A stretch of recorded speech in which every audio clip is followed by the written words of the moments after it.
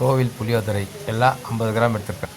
உளுத்தம்பருப்பு, கடலைப்பருப்பு, வேர்க்கடலை, கடுகு, சீரகம், தனியா, வரமிளகா, வெந்தயம், வெள்ளை எள்ளு, கறிவேப்பிலை, பெருங்காயம்.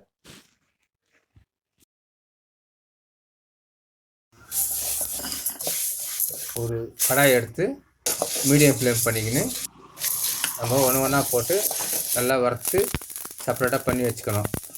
வரமிளகா கூட மீடியம் ஃப்ளேமு, கறிவேப்பிலை மீடியம் ஃப்ளேமில் போட்டு வறுத்து நம்ம ஒரு ஜாருக்கு மிக்ஸ் பண்ணிக்கணும்.